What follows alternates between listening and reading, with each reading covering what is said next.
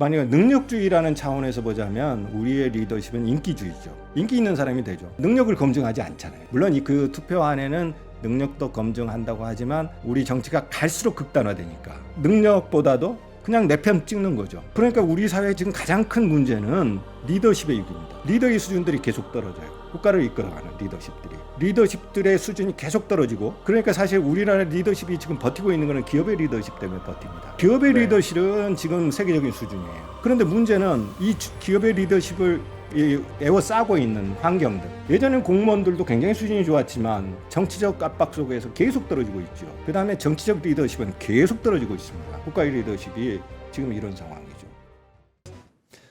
심층 인터뷰 시작합니다. 우리 사회 일부에서 중국에 대한 혐오, 그러니까 비판이 아닌 혐오가 자꾸 자랍니다. 자꾸 커집니다. 이런 혐오의 근원지는 어딜까요? 왜 자꾸 우리 중국에 대해서 이런 생각을 하게 될까요? 그리고 중국 사람들, 요즘 뭐 캐대원 열풍도 있는데 중국 사람들 우리 어떻게 생각할까요? 서강대학교 중국문화학과의 이우견 교수님 모셨습니다. 어서 오십시오. 네, 반갑습니다. 교수님 여쭤보고 싶은 게 많습니다. 네. 우리 물론 이제 일부의 혐오죠. 네. 네. 최근에 정부에서 시내를 막았더니 또 저기 어디 대림동인가요? 또 거기 가서 한다면서요. 네. 네. 일단 이 현상을 보고 네. 중국에 대한 이야기를 좀 확대해 가겠습니다. 네. 네. 사실 이 젊은 친구들도 많이 있고, 그렇죠. 친구들이 주장하는 게 대부분 과장된 팩트, 잘못된 팩트로 인해서 그러던데, 네. 일단 이 현상을 교수님은 어디서 원인을 찾으세요? 사실 우리나라에서 중국에 대한 어떤 비판적인 부정적인 시각이 있은 지는 꽤 오래됐습니다. 이제 한중 수교 이후로 보자면은 고구려사 역사 파동 때부터 네. 시작을 해서 네. 이제 절정이 사드 보복 때, 그때 이제 절정에 이르렀고, 그다음에 이제 또 하나의 절정은 코로나 때죠. 그런데 이제 그 이전에 한국 사회에서 있었던 중국에 대한 부정적인 비판적인 생각하고 지금 현중하고는 좀 굉장히 많이 양상이 다릅니다. 어떻게 다릅니까? 그러니까 그 전에 중국에 대한 비판적인 양상은 중국적인 요인이 있었습니다.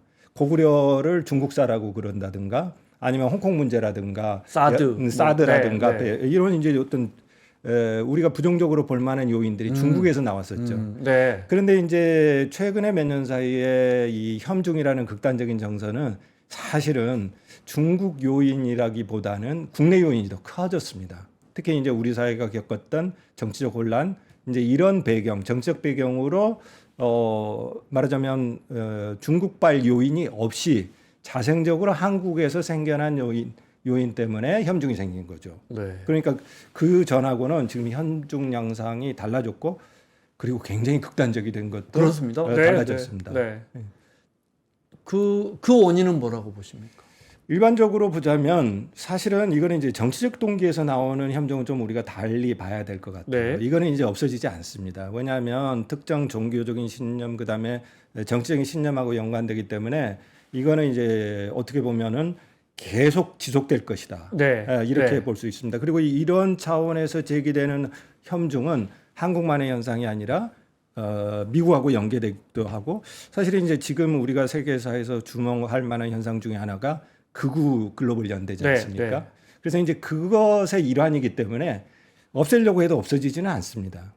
그런데 네. 이제 우리가 관리해야 될 부분은 국익이라는 차원, 그 다음에 우리는 이제 통상국가라는 차원, 국가 이미지, 그리고 이제 많은 교포들이 또 중국에 살고 있기도 하지 않습니까? 이제 그런 차원에서 그 혐중이라는 일부의 정서가 확산되면서 국익을 해치거나 수면 위로 올라와서 정치적 주장으로 어떤 예를 들어서 공식적인 수면 위로 올라오지 않도록 관리하는 것. 네. 이게 이제 우리 사회의 중요한 과제이기도 합니다. 지금 말씀하신 건 이제 정치적인, 네. 유럽에도 마찬가지고, 유럽도 뭐 특히 이민자들에 대한, 특히 그렇죠. 이슬람 이민자들에 대한 그런 혐오들, 또 네. 아시안 우리 같은 한국 사람이나 이런 혐오들, 뭐 우리가 손흥민 선수 경기할 때도 많이 느꼈고, 네. 네. 물론 일부지만요. 네. 그런 혐오인데 그 정치적 혐오 말고 네. 이걸 좀 여쭤보고 싶어요. 우리 마음속의 혐오. 네. 그러니까 예를 들어 저는 이제 경제하는 사람이라 네. 중국 사람들이 우리 아파트 다 사버린데, 네. 이 국토부 통계를 들여다보면 외국인들은 0.6%고 그 0.6%의 60% 정도가 중국인이 사거든요.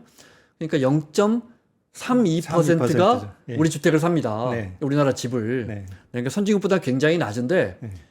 이게 미국 사람, 프랑스 사람이었으면 우리가 이렇게 외국 사람이 집을 산다고 일본 시내 가면 외국인들이 막 신규 분양하는 록번기 이런 데 가면 막 10%, 20%씩 외국 사람들이 사버리거든요. 근데 그런 거 보면 미국 사람이나 뭐 유럽 사람이 와서 사면 국제화돼 있는 것처럼 느껴지는데 그렇죠. 이제 투자라고 생각하는 거죠. 그런데 우리는 마음속에 네. 중국 사람이 사면 네. 우리 아파트에 들어와 있으면 네. 아, 뭐 중국 사람이 우리 아파트에 살아. 이거는 좀 침탈이나 약탈이라고 생각하는 거죠. 그러니까 이제 미국 자본이 투자할 때하고 그다음에 중국 자본이 투자할 때 네. 이제 우리가 보는 시각이 달라지는데 이거는 이제 한국인들이 가지고 있는 그리고 오랜 역사 동안 형성된 중국을 보는 한국인의 시각 그리고 중국에 대한 공포심 그리고 또 하나는 이제 기본적으로 중국인도 중화주의 때문에 한국을 무시하고 사실 우리도 중국을 굉장히 무시한 역사적인 경험이 많습니다. 우리도 조선시대 때 이제 청나라 사람들을 명나라는 사대했지만 네. 청나라는 짱깨 오랑캐 하면서 엄청 그야말로 하대를 하고 비하하고 천한 사람들이라고 봤지 않습니까? 이런 전통이 있습니다. 이제 그런데 이게 우리 안에 잠복돼 있다가 어떤 위기적 상황이 되면 네. 중국 사람이 땅을 산다 할지 아니면 중국 기업이 투자를 해서 한국 기업을 매수한다 할지 이런 위기적 상황이 되면 이렇게 올라옵니다. 근데 잘 보면은요. 한중 수교 30년 동안 그러니까 92년부터 시작을 해서 30년 동안에 이런 정서가 없었습니다. 왜 그런가 하면 우리가 위에 있었어요. 더 높은 위치에 있어서 네. 마치 우리가 선생님처럼 중국을 가르쳐 주기도 했고 그리고 그때 우리가 무역을 해서 10,000원을 벌었으면 그중에 96,000원은 중국에서 벌었습니다. 네. 그러니까 우리가 불안하지가 않았어요. 기술적으로도 위에 있었고 경제적으로도 위에 있었고 분명한 우위에 있었죠. 그렇죠. 네. 그런데 이제 이게 역전될 것 같다는 거죠. 나보다 훨씬 공부도 못했던 친구인데 이 친구가 와서 나를 역전해도 굉장히 불안한데 문제는 나하고 사이가 안 좋거나 나에게 위협을 가할 수 있는 사람이 나보다도 위에 있다고 생각하니까 땅도 사고 그리고 앞으로도 계속 보면 전기 자동차도 들어오지 그 다음에 딥시크 같은 것도 들어오지 그러다 이렇게 가다 보면 앞으로 우리가 밑으로 깔리는 거 아닌가 네. 이런 공포감이 있는 거죠.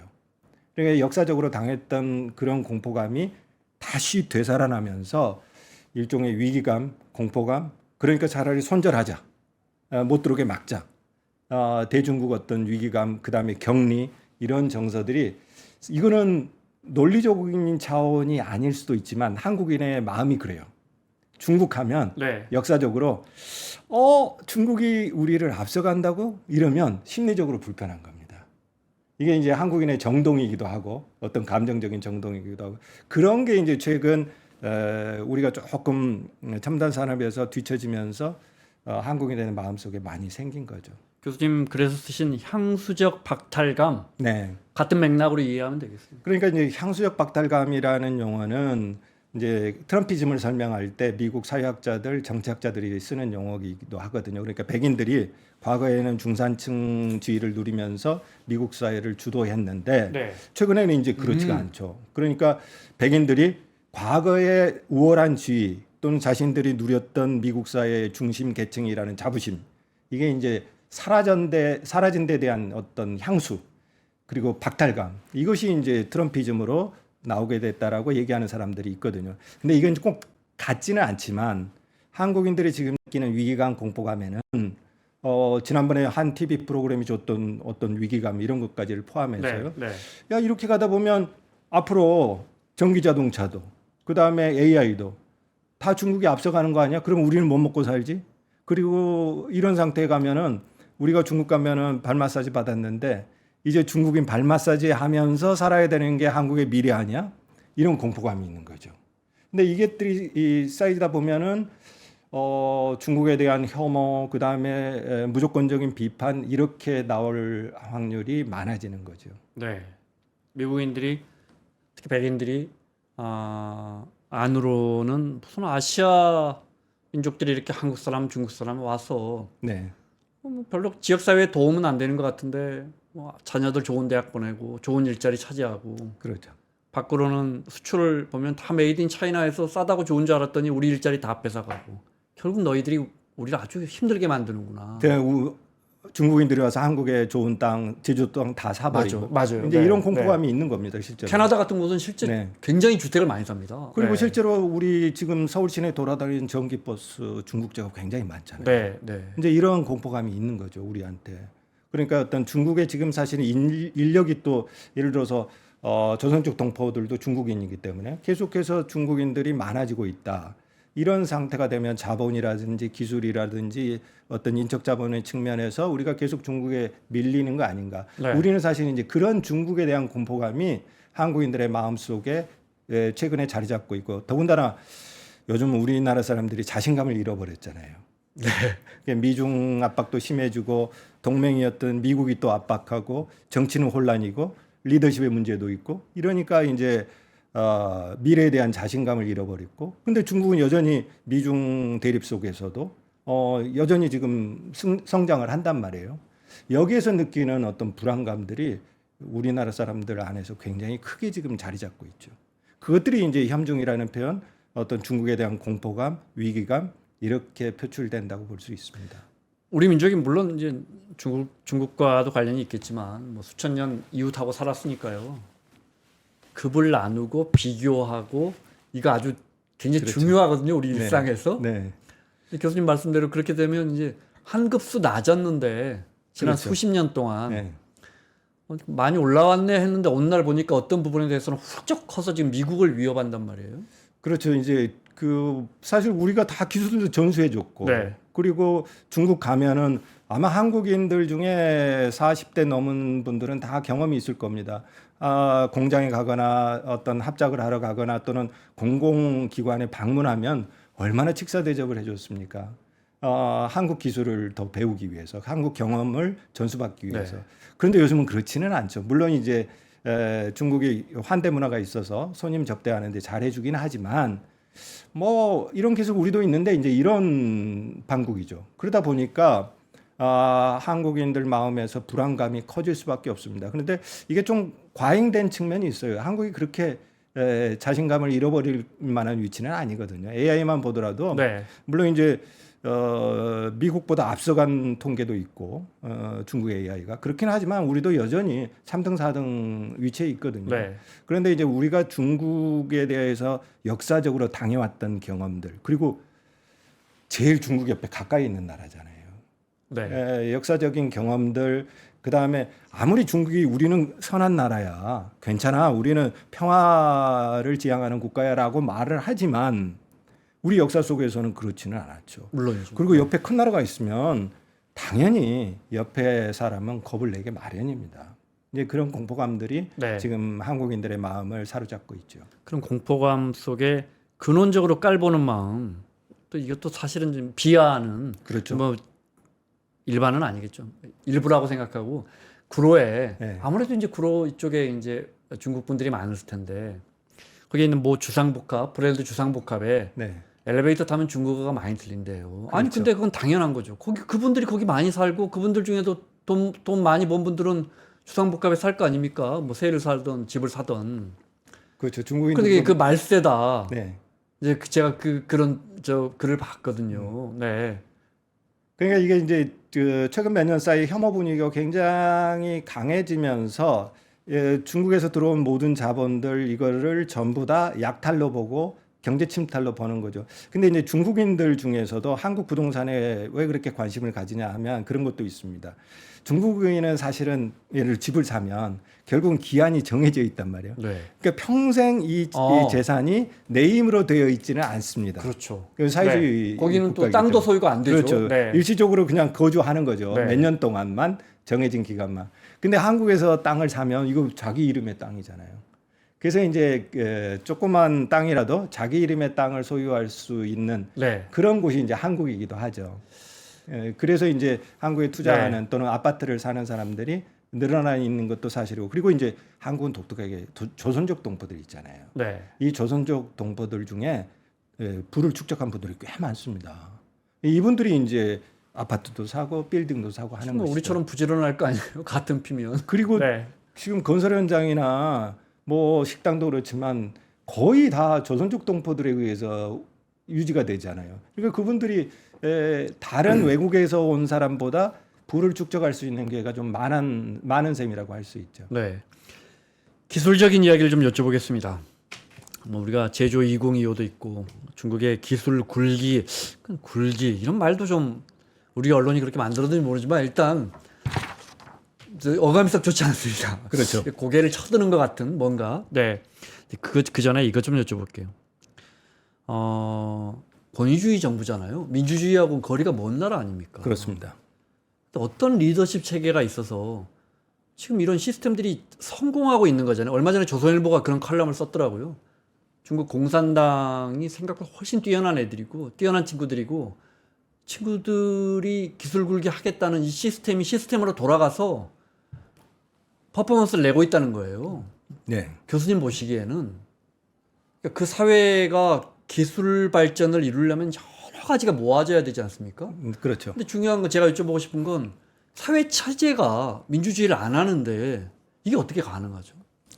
그 질문들을 많이 했죠. 중국이 아무리 성장하더라도 그리고 기술적인 투자를 하더라도 민주주의가 없기 때문에 결국은 발전의 한계가 있고 결국은 무너질 것이다. 이게 이제 민주주의적인 어떤 기반으로 발전한 나라 경험으로 보자면 그럴 거다. 그런데 이 질문이 결정적으로 놓치고 있는 게 있어요. 한국의 경험을 보자면 그러면 우리도 권위주의 시대가 있었죠. 박정희 시대도 그렇고 전두환 시대도 그렇습니다. 그때 대한민국은 성장하지 않았나요? 사실 성장률로만 따지면 더 성장했죠. 더 성장을 했습니다. 그러니까 민주주의가 아니고 권위주의 정부가 있지만 혁신이 일어나는 부분은 있거든요. 기술과 과학 혁신은 일어납니다. 왜냐하면 국가 주도의 성장 모델이니까 그 부분에 집중적인 투자를 하고 리더십이 안정돼 있죠. 그러니까 과학기술 분야, 첨단 분야에서는 여전히 성장할 수 있습니다. 박정희 시대에 우리가 경제발전, 중공업 위주로 경제발전을 했고 경고속도로 깔고 포철도 만들고 했지 않습니까? 그러니까 이게 가능한 겁니다. 다만 민주주의라는 기제가 없을 때 성장이 안 되는 부분은 이노베이션이 일어나지 않는 부분은 예를 들어서 컨텐츠 분야는 절대 불가능합니다. 예를 들어서 지금도 중국 컨텐츠는 해외로 못 나가잖아요. 그렇지 않고서 리더십이 안정된 가운데 국가적인 방향이 미래적인 방향으로 설정된다라면 얼마든지 과학기술 분야의 혁신은 일어날 수 있습니다. 그러니까 민주주의가 없는 곳에서 과학기술도 한계가 있고 기업성장도 한계가 있다라고 하는 질문은 이것은 중국은 기승전결로 망해. 중국이 망했으면 좋겠다는 바람이 중국은 망할 것이다라는 당위론으로 가버리는 거죠. 이거는 우리 역사의 경험을 봐도 해석이 틀린 거죠. 그리고 중국은 리더십이 과학기술 방면의 리더십은 일관됩니다. 장관이 잘 바뀌지 않아요. 그리고 또 하나는 이제 우리가 과학기술 방향이 일관성 있게 가는데 우리는 같은 정당에서 정권이 바뀌어도 뒤집어지죠. 5년마다 뒤집어집니다. 5년이 뭡니까? 진짜 정책이 너무 자주 바뀌어요. 근데 중국은 그렇지 않다라는 거죠. 그리고 중국은 지금 사실은 권위주의 리더십인데 공산당 최고 리더까지 올라가기까지 철저하게 능력주의가 작동됩니다.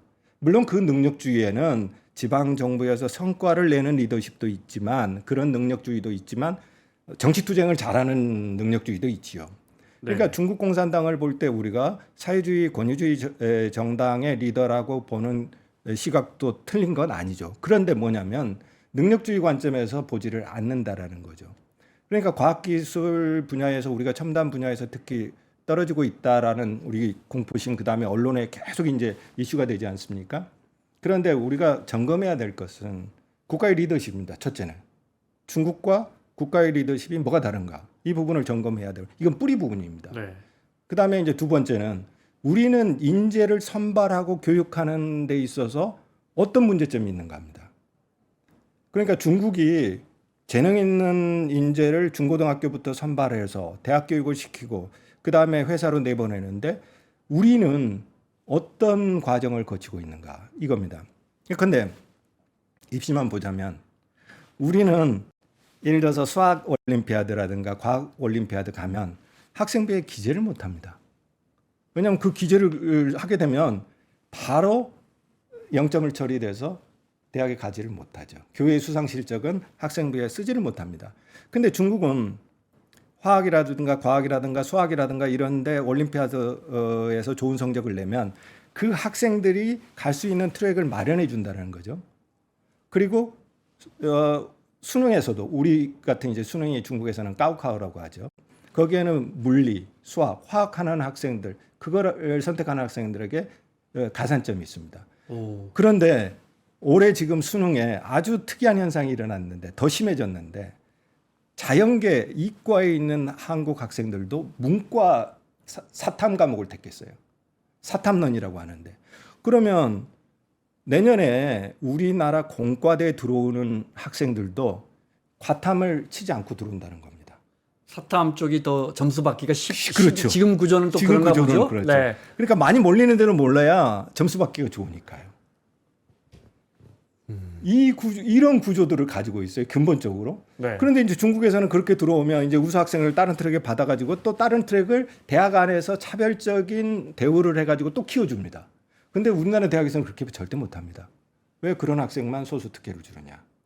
그러니까 소수의 재능 있는 천재적 재능, 특히 이제 첨단 분야에 천재적 재능을 있는 학생을 차별적으로 키우는데 그 시스템은 우리로서는 못하는 겁니다. 우리는 굉장히 평균주의적이에요. 지금 세계 수학 경시 대회 하면 중국 학생들하고 미국에 있는 중국계 학생들하고 결혼하고 제가 그런 우스갯소리를 얘기죠. 들은 적이 있는데 교수님 말씀 듣고 보니까 우리도 사실 인재를 키운다기보다 우린 시험 잘 치르는 학생들을 키우잖아요. 그렇죠. 우리는. 이제 과학기술에 재능 있는 학생들을 밑에서부터 어떻게 발굴해서 어떻게 키울 것인가. 이게 사실 장기적으로 굉장히 중요한데 우리는 그동안 그거 보지 않았죠. 그리고 이제 딥스키가 나오고 중국의 첨단 산업이 발전하니까 위에만 보는 겁니다. 그런데 이제 기초, 뿌리, 중국이 어떻게 기초과학에 투자를 했는가. 그 다음에 최근 10년뿐만 아니라 계속해서 미중 갈등이 생기기 전부터 기초과학에 재능이 있는 학생들을 어떻게 발굴해서 키웠는가. 이 부분에 대한 근본적인 반성이 있어야 되는데 우리는 지금 거기까지는 시각이 미치지 못합니다. 리더십에 대해서 하나만 더 여쭤보고요. 네. 근데 이 리더십이 그러면 교수님 말씀대로 그 뭐 공산당원이 몇 천만 명이죠? 1억 정도. 1억 정도 됩니까? 네, 그렇죠. 그 안에서 지역 단위에서 전부 빠져 올라와서 서로 경쟁을 하면서 치열하게 생존한 사람들만 중앙당으로 모여서 그 안에서 또 계속해서 리더가 만들어지는 이런 과정을 거치는 이 과정 자체는 굉장히 능력주의다 이렇게 보시는 거예요. 그렇죠. 중국이 사실은 지독한 능력주의 사회입니다. 중국이 사회주의 사회라고 우리가 이렇게 인식을 하지만 중국은 능력이 있으면 돈이 있는 사람들이 소비하는 거 무슨 능력이 있으니까 그러겠지 이렇게 생각하고 철저하게 능력에 따라 차별하는 네. 사회고 사실은 결과적 평등은 절대 보장하지 않습니다. 중국 사회는. 그러니까 진보적인 사람들이 그렇게 비판할 만하죠. 중국이 저게 무슨 사회주의냐. 그렇습니다. 네. 간판은 사회주의 걸고 있지만 안에 이렇게 속을 들여다보면 진짜 미국스럽고 미국보다 더한 능력주의 사회가 있는 거죠. 공산당원도 지금 1억의 공산당원 중에 그래 내 꿈은 노동자들이 평등을 실현하는 노동자들 천국이 되는 사회주의를 건설할까 이런 꿈을 가진 사람들 제가 보기에는 극히 드물 겁니다. 대신 뭐냐? 출세하기 위해서죠. 그러니까 공산 청년부터 시작해서 공산당원에 가는 과정이라는 것은 거기에서 제일 능력 있는 사람 그리고 끊임없이 1억 중에서 이렇게 탈락을 시켜가는 피라미드 구조지 않습니까? 중국 공산당의 리더십이라는 게 그러니까 밑에서부터 검증하고 그다음에 지방 정부 경험이 있어야 되고 그다음에 중앙에도 가보고 그다음에 이제 중국은 또 이렇게 공산당원의 경우에 국가기관에 있다가 또 일반 사업체로도 가잖아요. 그리고 외교관이 또 지방 정부에 가기도 하고 그러면서 이렇게 넘나들어가면서 다양한 커리어와 경험을 쌓는 거죠. 그러면서 이제 국가 리더를 만들어가는 거죠. 그런 건 우리보다 더 유연한 것 같아요. 그렇죠. 그러니까 중국이 부패했거나 그렇게는 권위적이긴 하지만 능력은 있다라는 거죠. 근데 만약 능력주의라는 차원에서 보자면 우리의 리더십은 인기주의죠. 인기 있는 사람이 되죠. 능력을 검증하지 않잖아요. 인기 있으면 되니까. 우리는 선거로 지도자를 뽑으니까. 그렇죠. 인기 투표하는 거죠. 물론 그 투표 안에는 능력도 검증한다고 하지만 우리 정치가 갈수록 극단화되니까 이제 능력보다도 그냥 내 편 찍는 거죠. 선진국도 마찬가지죠. 그러니까 우리 사회의 지금 가장 큰 문제는 리더십의 위기입니다. 리더의 수준들이 계속 떨어져요. 국가를 이끌어가는 리더십들의 수준이 계속 떨어지고 그러니까 사실 우리나라 리더십이 지금 버티고 있는 거는 기업의 리더십 때문에 버팁니다. 네. 매우 공감합니다. 기업의 네. 리더십은 지금 세계적인 수준이에요. 그런데 문제는 이 기업의 리더십을 에워싸고 있는 환경들. 예전엔 공무원들도 굉장히 수준이 좋았지만 정치적 압박 속에서 계속 떨어지고 있죠. 그다음에 정치적 리더십은 계속 떨어지고 있습니다. 국가의 리더십이 지금 이런 상황이죠. 중국의 기술 굴기하면 화웨이라 오늘 교수님 나오신 김에 화웨이도 좀 공부를 해보겠습니다. 일단 우리가 화웨이에 대해서는 정보통신 기업, 네 그리고 이제 정말 미국과 중국의 이 세력 싸움을 시작하기 어떻게 보면 트리거가 되게 한 그 기업이라고 알고 있거든요. 네. 일단 화웨이는 뭐 하는 회사입니까? 화웨이는 원래는 말하자면 중계기 회사였죠. 예를 들어서 옛날 교환기는 이쪽에서 전화 오면 여기서 뽑아가지고 이쪽으로 꼽아주고 네. 이런 기업이었죠. 네. 거기서부터 시작을 했습니다. 이게 따르릉 이렇게 돌려가지고 하는 중개 회사였고, 지금도 통신이 이제 가장 크죠. 통신 중개 회사였죠. 근데 거기에서 시작을 해서 이제 핸드폰으로 왔고, 지금은 이제 말하자면 이 반도체 칩도 만들겠다 이렇게 네. 돼 있죠. 네. 원래 화웨이는 그 화웨이 헌법이라는 게 있거든요. 화웨이 기본법이라고 해서 화웨이가 이런 일은 절대 하지 말라, 이런 일은 꼭 해야 된다라는 걸 화웨이 헌법처럼 문서로 규정해 놓은 게 있습니다. 그런데 거기에는 사실 화웨이는 다른 통신 외에 다른 분야로는 진출하지 말아라, 그렇게 딱 규정이 돼 있어요.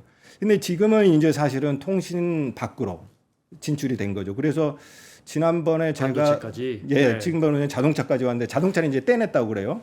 그래서 자동차 진출할 때 화웨이에서 굉장한 논쟁이 있었습니다. 왜냐하면 화웨이 기본법은 헌법 같은 것이어서 꼭 지켜야 되거든요.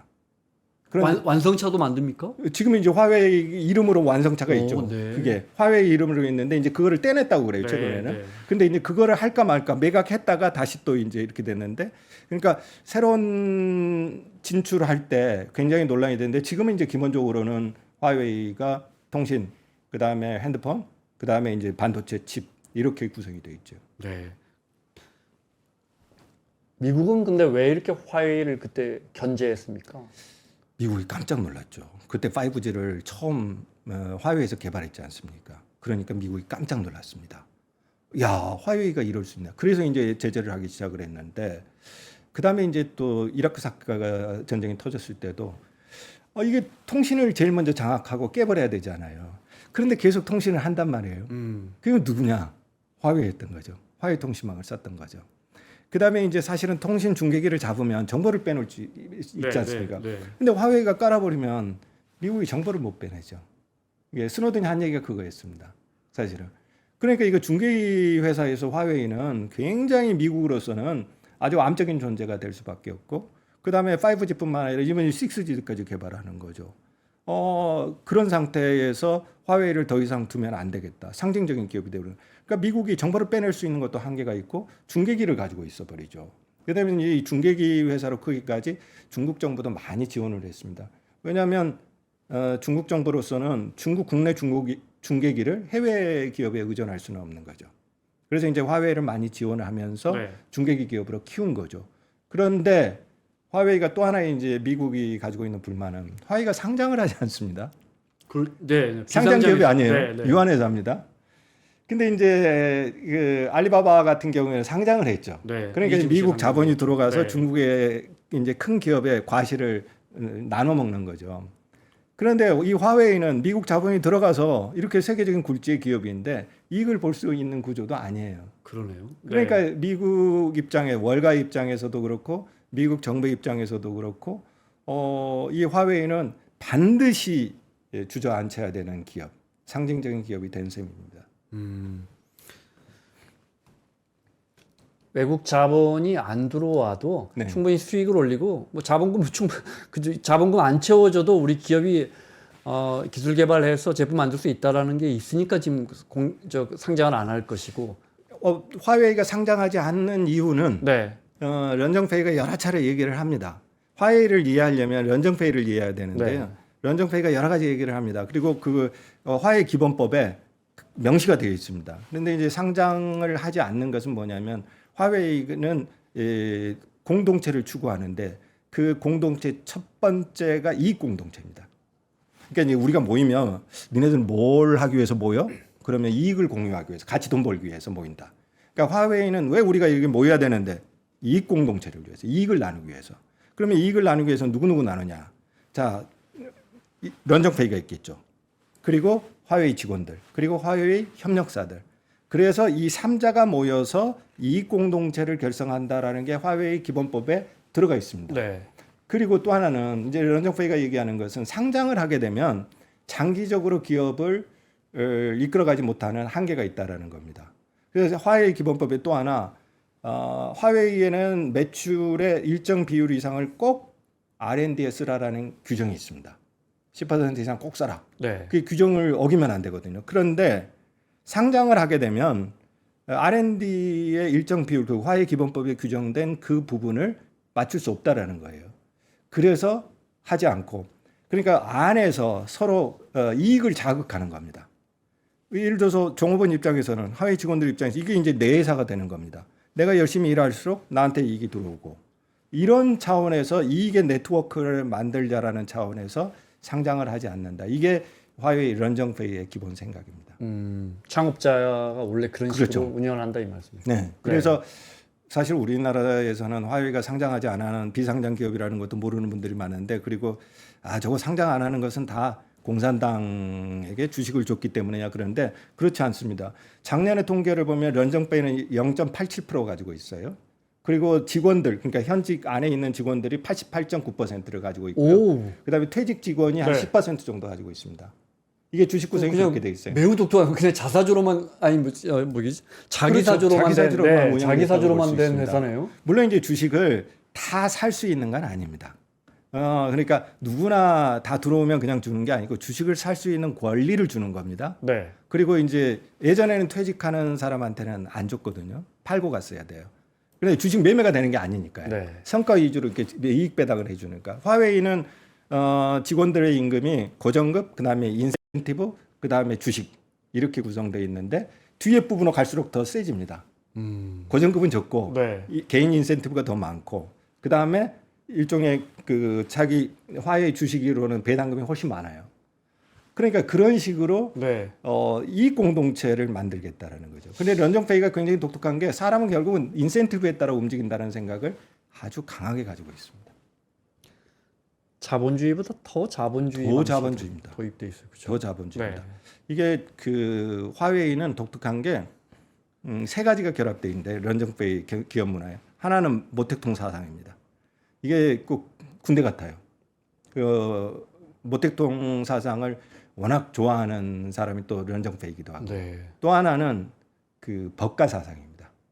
법가를 많이 이용합니다. 법가는 이제 사람이 행동할 때 이익에 따라 행동한다고 하지 않습니까? 한비자가. 이 생각에 영향을 굉장히 크게 받습니다. 또 하나는 미국 IBM입니다. IBM이 와서 컨설팅을 하거든요. 그래서 화웨이가 아주 미국스러운 기업으로 바뀌게 됩니다.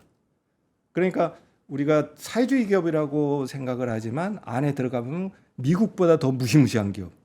성과주의, 능력주의, 그다음에 늑대 정신이라고 그러거든요. 이렇게. 그리고 야전 침대 문화라고 그럽니다. 그러니까 지금은 그렇지 않지만 예전에는 화웨이 들어가면 총무팀에서 네. 이렇게 야전 침대하고 모포하고 베개를 줬다는 거 아닙니까? 맨날 거기서 야근을 해야 되니까. 그래서 이게 굉장히 문제가 됐었죠. 그래서 화웨이는 분투하는 사람에게 성과에 따라서 이익을 준다. 이게 화웨이 모토입니다.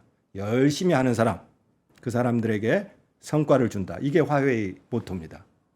그러니까 어떻게 보면 철저하게 능력주의에 의해서 작동된 그리고 열심히 한 사람에게 철저하게 능력을 보장해주는 그런 기업이 화웨이입니다. 사실은 직원들이 주식의 90몇 %를 갖고 있다는 건 우리 시스템에서는 이게 거의 불가능한 이렇게 지분이 그렇죠. 이렇게 분산이 되지 않은 모델이 가능하다는 것도 놀랍고 지금 말씀하신 그런 어떤 런정페이의 기업 문화 우리하고는 뭐 우리도 배울 게 분명히 있는 것 같네요.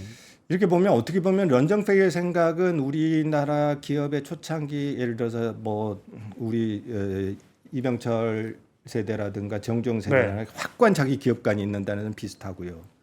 근데 이제 우리하고 다른 게 그 삼무원이라고 하는 얘기가 있지 않습니까?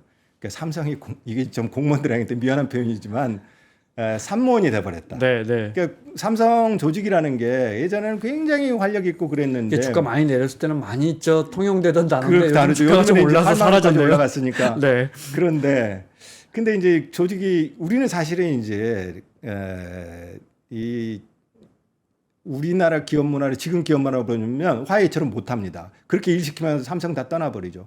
그렇다면 이제 웰빙 문화를 가지고 있으면서도 어떻게 종업원들을 자극할 것인가. 이게 이제 우리 기업의 과제죠. 그래 화웨이는 그걸 인센티브로 합니다. 그리고 인센티브 시스템이 차별적인 인센티브 시스템이 굉장히 어마어마하고 촘촘합니다. 그러니까 내가 한 만큼 공정하게 주어진다. 그러니까 나는 일한다. 그리고 이 문화가 굉장히 수평적입니다.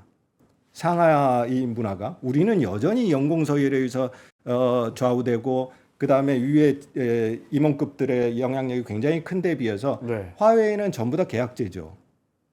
매년 들어가면 일단 계약을 하고 3년 동안 봐서 퍼포먼스에 따라서 다시 성과 계약을 하고 없으면 얼른 짐 싸갖고 나가야 되고 그리고 위에 사람들도 계속 이렇게 유동적인 시스템을 하거든요. 그러니까 조직 자체가 굉장히 수평적으로 되어 있는데 우리는 굉장히 아직도 유계적이고 수직적이고 연공서열적이고 그다음에 인센티브는 팀별로 주거나 오히려 고정급보다 더 적고 네. 이런 네. 차원에서 기업 문화라는 차원에서 보자면 우리나라 기업 문화하고 화웨이가 많은 차이가 있죠. 우리는 또 정년이 계속해서 연장되고 또 정년하신 분들이 다시 재고용되고 하면서 연공서열이 잘 그렇죠. 우리는 일본식의 네. 어떤 연공서열이 아직까지도 남아 있죠. 그러니까요. 그러니까 젊은 사람들이 공정 이슈를 계속해서 제기하는 거고 내가 더 일을 많이 하는데 네. 근속 연수가 많다는 거로 저 사람이 왜 더 봐야 돼? 이렇게 하는 거죠. 근데 중국은 젊은 사람들이 기업에서 능력 있으면 위로 가버리잖아요. 그리고 또 없으면 내려오기도 하잖아요. 네. 이 문화가 이제 기업 문화 차원에서 우리가 화웨이를 볼 때 우리 문화도 조금 젊은 사람들에게 좀 적합한 모델로 바뀔 필요가 있다. 아까 얼핏 그 큰 논란을 불러왔던 다큐멘터리라고 하셨는데 그게 저 KBS의 공대에 미친 중국, 그렇죠. 의대에 미친 한국. 네. 전 좀 뭐 1편은 잘 만들었고 2편 조금 자극적이다 저는 이렇게 생각하는데 의대에 미쳤다고 볼 수도 있겠네요. 그 드라마 보면서 그 다큐멘터리 보면서 제가 조금 놀랐던 부분 중에 하나가 그 고등학교 교장 선생님이 나와서 인터뷰하거든요. 네.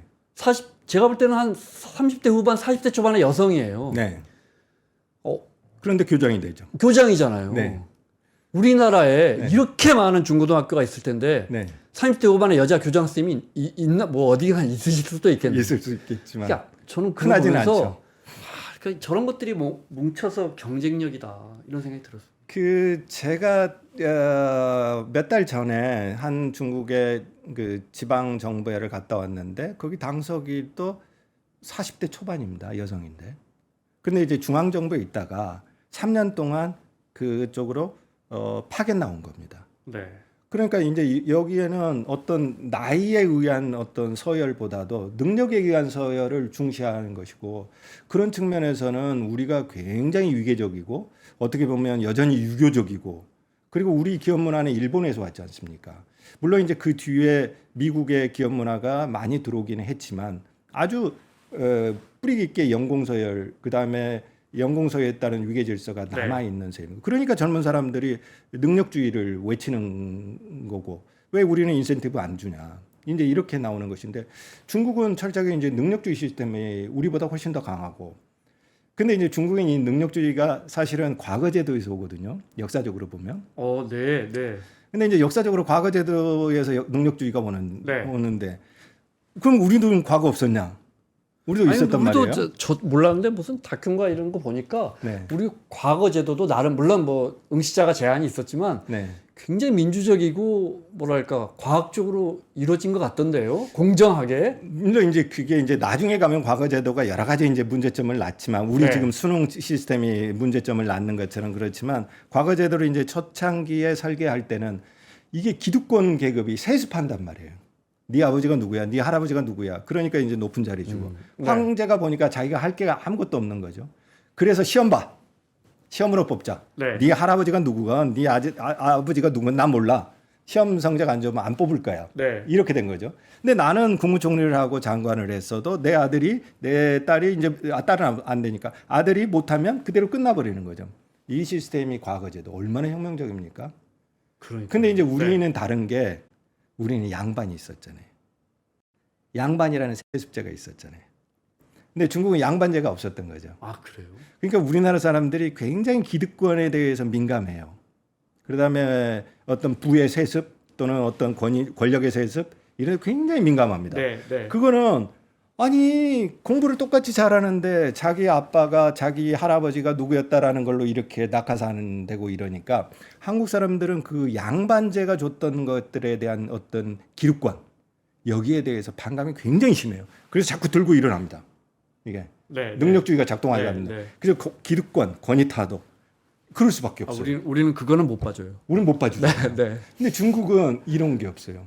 이게 과거 제도를 만들고 나서 한 2,300년 그 동안 기득권이 해체가 안 돼요. 근데 당나라가 끝나고 나서는 양반 그 귀족 계층들이 우리로 치면 양반이죠. 이게 싹 해체가 됩니다. 그러니까 송나라 때부터는 부르주아 사회하고 비슷한 출발선이 만들어진 거죠. 그러니까 이제 능력만 있으면 위로 올라가고 물론 중국에는 굉장히 어렵지만 능력만 있으면 돈 벌고 네. 그래서 송나라가 자본주의하고 비슷한 사회가 됐죠. 오. 근데 우리는 과거 제도를 들고 왔는데 조선 초는 덜했지만 후기로 올수록 양반이 뭐 기하급수적으로 늘어나 버리죠. 그러면 똑같이 과거를 봐. 그러면 누가 잘 보느냐? 양반집 자제가 훨씬 잘 보죠. 왜냐하면 일 않고 공부만 했으니까. 네. 그리고 이놈의 과거도 정기적으로 실제하는 게 아니라 불쑥불쑥 막 해요.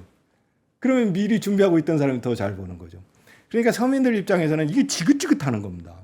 중국 역사에서는 과거라는 건 훨씬 더 과학적이었고 그러니까 네. 말하자면 기회 균등을 보장했다. 시스템이 잘 돼 있었다. 예. 그러니까 결과의 균등은 몰라요.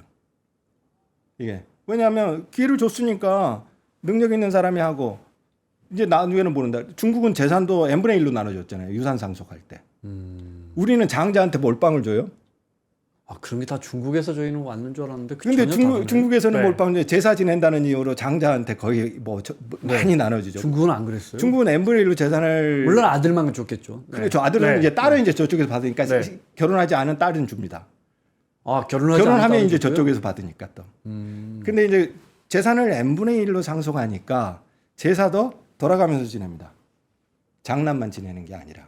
우린 장남만 지냈어요. 우리는 장남만 지금이야 좀 지낼 수 바뀌었지만. 있는 권력이죠. 그것도 의무고. 그러니까 이제 장남한테 재산을 많이 주는 거죠. 근데 중국은 돌아가면서 하니까 n분의 1로 주니까 재산 받으시니까 당연히 의무도 해야지. 그래서 어떨 때는 자식이 많으면 재산이 이제 10분의 1로 나눠줬다 그러면 10년에 한 번 제사를 지내는 셈이죠. 자기 차례가 오는 셈이죠. 네. 그러니까 같은 유교 사회인데 우리는 주작이 저는 개인적으로 좋은 기능도 있지만 나쁜 기능도 굉장히 많이 했습니다.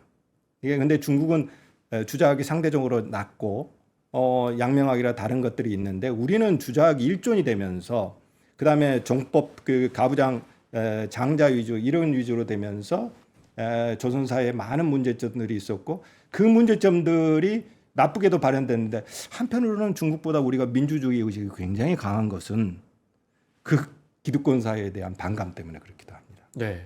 예. 이런 주장은 어떻습니까? 중국의 3선, 4선 도시 가면 학력이 확 떨어진다. 그렇죠. 1선, 2선 도시는 뭐 그렇게 성장하고 어마어마하고 뭐 상하이 같은 데는 뭐 소득이 우리만 그렇죠. 할 걸요. 그죠? 예. 네. 그런데 3선, 4선 도시는 왜 아이들을 대학에 안 보낼까? 우리는 왜 똑같이 $10,000, 지금 중국이 $15,000 정도 되죠. 그렇죠. 우리는 그만때 정말 논 팔고 밥 팔아서 다 서울로 뭐 또는 뭐 대도시로 대학을 보냈단 말이에요. 이 부분이 우리는 사다리가 끊어지지 않아서 우리는 아이를 보내서 그 아이가 은행 갔더니 아이고 누구 집 부모님 뭐 어디 꼭 효도관광도 보내주고 아이고 그 집 자가용 샀다더라. 우리 이제 7, 8, 90년대에 이렇게 커왔거든요. 네. 중국은 그게 안 된다. 네. 안 되니까 안 보내는 거다. 왜냐 아이들을 가르치는 건 이게 베네핏이 아니고 코스트니까. 네, 그렇죠. 이 주장은 어떻게 보십니까? 그게 이제 중국이 이제 사실은 수능 체제 하나거든요. 네. 입시가. 우리는 이제 수시가 있죠. 그게 수시가 있어서 지방 학생들 또는 내신이 좋은 학생들이 그 통로로 좋은 대학에 들어올 수 있는 통로를 따로 마련해죠. 네. 근데 중국 대학의 경우에는 수시라는 게 아까 말씀드렸던 대로 과학 잘하는 학생들이나 특수 재능 있는 학생들만 뽑는 위한 통로예요. 그리고 농촌에서 와도 농촌에서 있는 학생이라고 해도 쿼터제를 줘가지고 그들끼리 경쟁하지 않습니다. 가산점을 줍니다. 그러니까 예를 들어서 농촌 출신이라면 우리는 아예 전형이 따로가 있습니다. 트랙이. 네. 그들끼리 경쟁하죠. 네. 그런데 중국에서는 농촌 출신이라고 하더라도 10점 가산점을 주거나 이렇게 되거든요. 그리고 가산점을 받으면 다시 농촌으로 돌아가야 돼요. 그 가산점을 받았으니까. 나중에 이제 그 혜택을 되돌려 줘야 되는 거죠. 그런데 이게 그러니까 그 정도의 어느 정도 능력이 안 되면 아예 그 리그에 낄 수가 없는 겁니다. 그리고 중국도 입지가 굉장하죠. 그리고 그걸로 인해서 중국 청소년들이 경쟁이 너무 심하니까 사실 중국의 경쟁은 우리보다 더 심합니다. 그 인구가 많은 데서. 네. 그러니까 수능 대비하려고 그러면 많은 학생들이 정신적으로 힘들기도 하고 그러는 거죠. 그런데 아예 안 되는 사람들은 리그에 못 올라갈 사람들은 네. 그렇게 되는 겁니다. 그게 이제 학부모들 요즘에 이제 중국 학부모들의 그 투어 코스가 생긴 게 랑원평 그 딥시크 창업자 네. 그 집을 이제 데리고 가는 겁니다. 야 여기 이런 사람이 태어난 곳이야. 너 여기 가서 한번 만져봐. 기운을 받아. 그러면 너도 이렇게 창업할 수 있고 좋은 대학 갈 수 있지 않겠어? 네. 이제 이렇게 생각하는 거죠. 그러니까 중국도 교육률이 높은데 이제 안 될 경우에는 네. 이제 다른 길을 모색할 수밖에 없죠. 예전에도 그랬습니다. 중국에는 독특하게 유상이라고 있습니다. 그러니까 유교 선비 할 때 유자에다가 상인들. 네. 인구는 많고 공부하는 사람들 많은데 과거 급제하기는 너무 힘들잖아요. 물론 이제 나이가 많아도 계속 그 길을 파는 사람도 있지만 이제 그렇지 않고 장사의 길로 나갈 수 있는 세상은 두 가지 길이 가장 예전에는 보편적이었죠. 하나는 공부 잘해서 나가는 거, 하나는 장사 잘해서 나가는 거. 이 권력으로 나가는가, 이 권력으로 나가는가. 이 두 가지 길이 있었던 거예요. 그런데 중국의 장사가 굉장히 발달하죠. 근데 우리는 그렇지는 않죠. 이 길만 갈수 상대적으로 우리는 중국에 비해서는 경쟁이 좀 규모가 좀 작으니까 네, 그랬던 것이죠. 그렇지만 중국도 지금은 경쟁이 굉장히 셉니다. 그런데 이제 중국이 또 하나 이제 단순히 어떤 공부로만 나가지 않고 이공계나 창업으로 가는 것은 그쪽 루트를 자꾸 열어줍니다. 그런 부분이 있고 그런데 이제 중국이 최근에는 이제 새롭게 성장이 둔화되고 부동산 유의가 오면서 청년들이 능력 없는 청년들이 굉장히 힘들어합니다. 맞아요. 네. 경쟁에서 이제 그 도태된 사람들, 이 사람들이 뭐 온갖 퍼포먼스를 하고요. 그 다음에 나는 거의 존재 가치가 없다. 탕핑이라고 해서 들어 누워버린다든지. 네. 탕핑족. 그 다음에 네. 죽음을 상징하는 옷을 입고 졸업식에 그냥 누워버리는 퍼포먼스를 한다든지. 이게 중국이 사회주의 중국이지만 무시무시한 능력주의 사회이기 때문에 그런 병폐가 나타나는 거죠. 선진국과 다른 것은 그러니까 판이 워낙 크고 중국이라는 14억 인구에 그러니까 그 아주 작은 문을 통과해야 되고 그렇죠. 어떻게 보면 우리보다 훨씬 더 네. 그러니까 경쟁은 더 심해지는데 판이 크니까 이걸 통과한 사람들은 또 아까 딥시크에 저기처럼 그렇죠. 엄청난 이익을 얻고 그러니까 또 그 가운데 있는 국민들은 그것을 보면서 그 공대에 미친 중국처럼 네. 그렇게 아이들을 가르치고 반면 아까 제가 질문 드린 것처럼 거기서 소외된 사람들은 아예 3선 4선에 이렇게 형편도 어렵고 이런 친구들은 아예 출발도 못하는 그러니까 아예 그냥 뭐 농촌으로 가서 네. 요즘 그 이렇게 작은 읍이나 면 단위로 가서 그냥 나는 포기하고 소확행적인 네. 삶을 추구하겠다 이런 학생들, 대학생들, 청년들도 꽤 많이 늘어납니다. 이게 네. 너무너무 그야말로 영혼을 갈아 넣으면서 돈벌이에 나서는 이게 무시무시한 자본주의 사회처럼 중국이 변해버리니까 네. 청년들이 너무너무 힘드는 거죠. 알겠습니다. 시간이 한 5분밖에 안 남았습니다. 중국 사람들이 우리를 바라보는 시선도 좀 여쭤볼까요? 얼마 전에 무슨 기사가 화제가 됐잖아요. 네. 저기 워낙 이제 뭐 중국 사람들 우리 와가지고 서울 보면서 좋아하는 건 알고 있는데 돌아가면서 뭐 눈물 흘린다는 뭐 서울 향이라 그랬습니까? 네, 좀 과장된 면이 있는 것 같은데 중국 사람들이 우리를 보는 시선은 어떻습니까? 우리가 굉장히 중국을 싫어하니까 중국인들도 우리를 싫어하겠지 이렇게 보지만 꼭 그렇지만은 않습니다. 우리는 한 70% 정도가 부정적인데 우리나라에서 조사한 통계에 따르면 우리나라에 대해서 부정적인 통계는 20%가 안 넘어갑니다. 네. 그러니까 한 80%는 긍정적인 이미지를 가지고 거의 있다. 우리가 그럼 반대의 반대네요. 경우. 네. 근데 이제 주목할 만한 현상은 한알령의 역효과가 나타나고 있다라는 거죠. 우리나라에 지금 들어오는 젊은 중국 여성들이 가장 많이 가는 게 예를 들어서 콘서트 가거나 네. 그 다음에 예를 들어서 케이팝의 성지들을 다니고 그 기획사들을 다니고 이런 거거든요. 근데 드라마는 몰래 이렇게 다운로드 받아가지고 볼 수 있는데 직접 콘서트는 중국에서 지금 들을 수가 없잖아요. 안 열어주니까. 그러니까 한국에 오는 겁니다. 그러니까 어떻게 보면 중국이 한한령의 역설 속에서 많은 중국의 특히 케이팝에 빠져 있는 사람들이 한국에 오는 겁니다. 예전에는 우리나라 가수들이 중국에 가서 공연을 했으니까 현재 중국 현지에서도 그거를 즐길 수 있었는데 이제 안 되니까 이 사람들이 지금 오는 겁니다. 이제 그런 김에 이제 올리브영도 가고 그 다음에 성형도 하고 네. 그 다음에 돌아다니는 거죠. 무신사도 가고. 그러면서 네. 그 서울병이라고 하는 유행어가 생겼고 한 저기 뭐 중국판 틱톡이 이제 저 도우인이라고 하는데 거기에 보면 중국 거기 영상에 한국병이라는 서울병이라는 해시태그를 달린 게 네. 영상이 1억 개가 돼요. 아, 그 기사가 그거 관련이군요. 네, 그런데 그런 관련입니다. 서울병. 네. 그러니까 서울병이 한번 갔다 오면 그 병에 걸린다. 그렇죠. 젊은 여성들이 그렇게 이제 콘서트에 왔다가 그다음에 케이팝 성지에 돌아다니고 성수 가고 그러면서 한국이 너무너무 깨끗하고 그리고 한국 사람이 너무너무 친절하고 이거를 느끼는 겁니다. 그래서 이제 아주 절대 다수가 그런 건 아니지만 네. 그런 유행 그리고 서울병이라는 유행어가 생기기 시작한 거죠.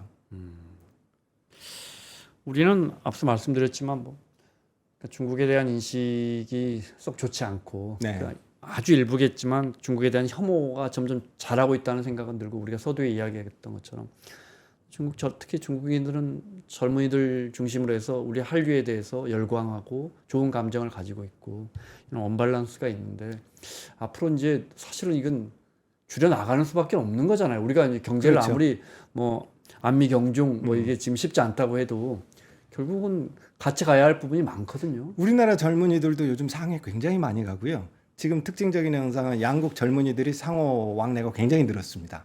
그러면서 이들은 이제 정치적인 입장에서 보는 게 아니라 감각적으로 보는 거예요. 예를 들어서 맛있는 음식, 네. 그 다음에 어떤 풍경, 그리고 우리나라 예능에도 중국 예능이 굉장히 늘었습니다. 그러니까 어떤 공산당의 이미지를 가지고 중국을 보는 게 아니라 맛집, 네. 그 다음에 좋은 풍경, 예를 들어서 인스타그램에 올리기 좋은 어떤 장소 이런 감각으로 느끼는 중국이 늘었고 네. 중국의 젊은이들도 감각으로 느끼는 한국이 많이 늘었습니다. 더 좋아져야 할 텐데 그 답을 저 교수님 다음에 오셔서 한번 더 설명 좀 해주세요. 네, 어떻게 해야 할지 지금 뭐 이렇게 이제 갈수록 생각의 차이가 커지는 그렇죠. 것 같아요. 청년 사이 그렇게 상호 방문하면서 네. 서로 감각으로 느끼는 상대 국가에 대한 이미지가 많아질수록 좀 더 오해는 좀 더 줄어들고 상호 이해는 높아지겠죠. 미중 관세 전쟁을 하면서 또 트럼프 대통령에 대한 이런 또 민족주의 성향도 강해지는 것 같은데 거기에 또 이제 우리까지 곁들어서 그렇죠. 너희 미국 편이지 이렇게 되면 또 악화될 수 있는 거잖아요. 세계가 위험해지고 있습니다. 자, 여기까지 듣겠습니다. 오늘 우리 마음속 중국에 대한 혐오 이야기 나눠봤습니다. 서강대 중국문화학과의 이우견 교수님 설명 들었습니다. 오늘 말씀 고맙습니다. 네, 고맙습니다.